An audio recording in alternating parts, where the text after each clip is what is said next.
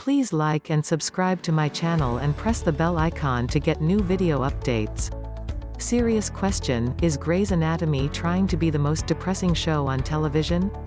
I only ask because thus far this season we've watched 6 episodes of Grey Sloan living through COVID hell, saw the Meredith Grey get put on a ventilator and then had to wait 3 months for any updates, and then finally return only to have the show kill off Andrew DeLuca. Andrew DeLuca.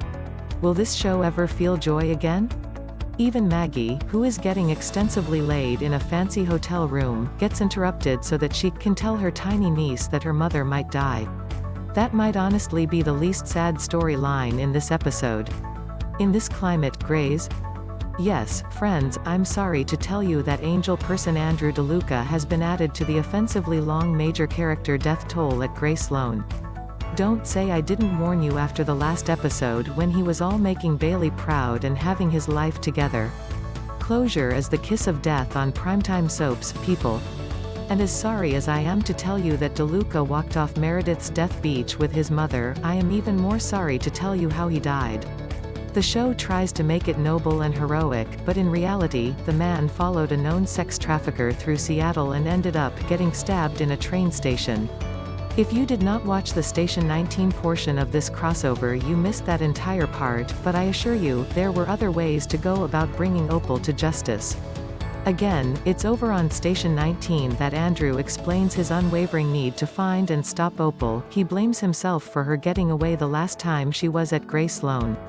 If you recall last season, he realized what Opal was up to, but because he was having a manic episode and refusing to accept that something was going on with him, no one believed him. He believes he failed Aaron and Jada and Shanice and countless other kids. He needs to make up for what he did. He doesn't want to be anything like his father, who killed multiple people because he was operating while having manic episodes and showed no remorse. Karina, who is along for this entire chase through Seattle, assures him he's nothing like their father. The DeLuca siblings have several heart-to-hearts during the first hour, including Karina singing the lullaby she used to sing to her baby brother when they were kids, a telltale sign that Andrew's time is up. By the time they get DeLuca to Grey Sloan, he's in bad shape. Owen takes him to the OR for surgery, and although Weber wants to scrub in with him, remember it was DeLuca who saved Weber's life when he had cobalt poisoning. Owen demands that they get Teddy to join him. In Iraq, their entire job was to work to save their own people. They even had a patient with similar injuries to DeLuca, so he knows Teddy is the only person he needs in that OR with him. Now, before you think this means Owen has forgiven Teddy for all the lies and sex voicemails, know that at one point he makes sure it's clear that if he could have had anyone else in the room with him, he would've. The never-ending Teddy-Owen saga marches on. But Owen's right about needing Teddy in the OR.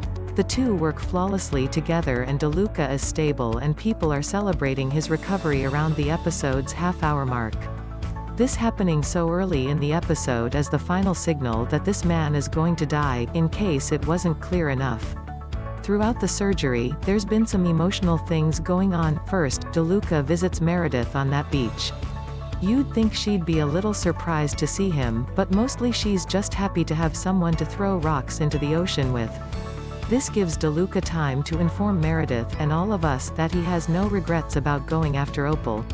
He saw a terrible atrocity happening and he fought to make it right. He has nothing to regret.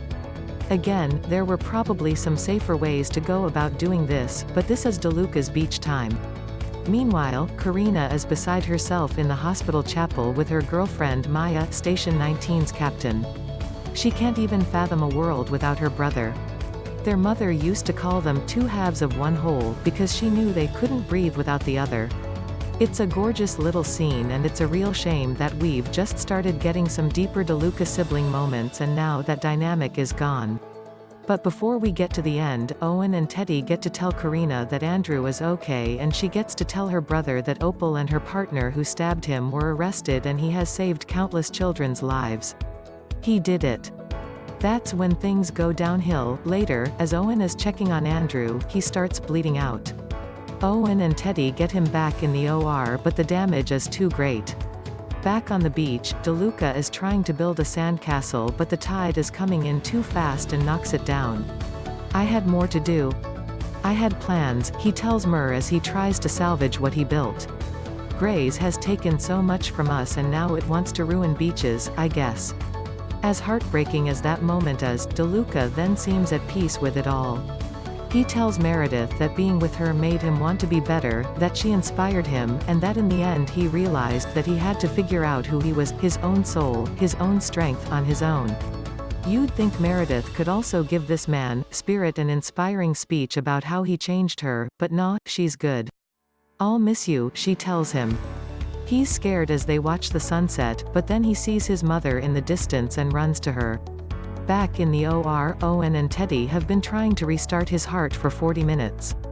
There's nothing more they can do, DeLuca is gone.